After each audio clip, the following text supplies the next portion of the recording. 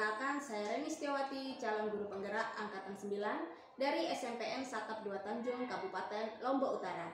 Nah, kali ini saya tidak sendiri, saya ditemani oleh rekan saya, Pak Sumaidi hadir. Ya, beliau mengajar mata pelajaran bahasa Inggris kelas 7, 8, dan 9.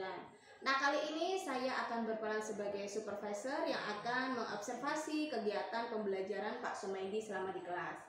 Jadi untuk tujuan supervisi kali ini yaitu untuk mengetahui dan mengevaluasi jalannya proses pembelajaran di kelas, dan percakapan kita pasca praobservasi kali ini yaitu sebagai persiapan sebelum Bapak melaksanakan pembelajaran agar nanti Bapak lebih siap dan percaya diri agar bisa memberikan yang terbaik untuk siswanya. Nanti saya akan memberikan beberapa pertanyaan, Pak, ya. Baik. Untuk yang pertama, Pak, apa tujuan pembelajaran Bapak yang akan diterapkan nanti di kelas? Baik. Untuk tujuan pembelajaran yang nanti akan saya lakukan di kelas yaitu karena materi yang saya sampaikan nanti adalah berkaitan dengan benda-benda di sekitar anak-anak, maka tujuan pelajaran yang ingin saya capai adalah siswa dapat menyebutkan nama-nama benda di sekitar mereka, tentunya dengan menggunakan bahasa Inggris yang baik dan benar. Kemudian dengan diketahuinya nama-nama benda tersebut, nanti siswa akan dapat melakukan tanya jawab terkait jumlah ataupun kualitas daripada benda-benda yang mereka dapati. Nah, lalu untuk area pengembangan yang tidak dicapai apa kira-kira nanti, Pak? Area pengembangan yang ingin saya capai itu yang pertama di ranah pengetahuan, yaitu siswa nanti akan mendapatkan pengetahuan tentang nama-nama benda di sekitarnya. Kemudian di ranah keterampilan, nanti siswa diharapkan mampu mengaplikasikan pengetahuan mereka dalam kehidupan sehari-hari, baik itu dengan teman maupun dengan lingkungan di sekitar mereka nanti ketika mereka berada di rumah, dalam rangka menyebutkan mengevaluasi nama-nama benda yang ada di sekitar mereka. Jadi area pengembangannya ada dua, Pak, ya, di pengetahuan dan juga keterampilan. Nah, berikutnya, Pak, untuk rancangan pembelajaran ini. Nah, apa nanti rencana strategi atau model, metode yang akan Bapak gunakan saat proses pembelajaran di kelas nanti? Baik, yang pertama saya sampaikan pendekatan yang saya lakukan yaitu cooperative teaching learning, yaitu bekerja berkelompok, kerjasama antara teman-teman.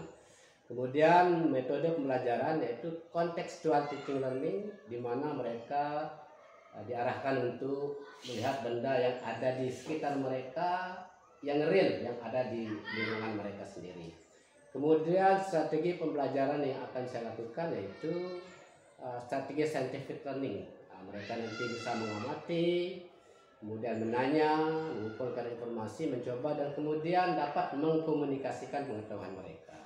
Selanjutnya metode yang saya lakukan yaitu ada tanya jawab, ada demonstrasi dan presentasi, dan sedikit ada ceramah untuk memperkenalkan bagaimana melafalkan nama-nama benda dengan bahasa Inggris yang baik dan benar. Oke, Pak.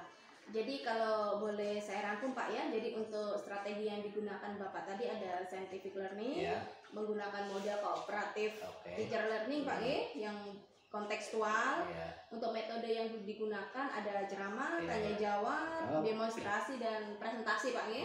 Nah, lalu kira-kira media nanti apa, Pak, yang Bapak gunakan dalam proses pembelajaran? Media yang sudah saya siapkan yaitu terutama yang paling penting menurut saya adalah slide presentasi, di mana di sana nanti ada gambar, ada lembar kerja juga nanti ada kita tampilkan di sana.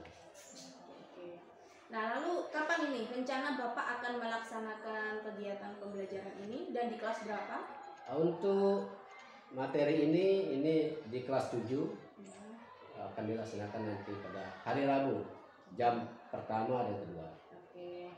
Nah, lalu nanti jadi pada hari Rabu, Pak, ya, jam pertama jam kedua saya akan berkunjung ke kelasnya Pak Sumaidi untuk melakukan pengamatan.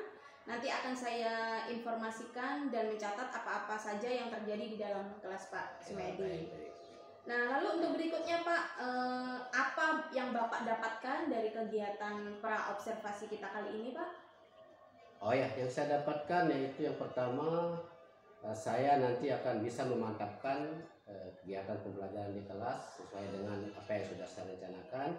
Kemudian saya akan mendapatkan gambaran langkah-langkah apa-apa yang perlu saya lakukan nanti di kelas. Oke. terima kasih banyak Pak Sama-sama. Dwi.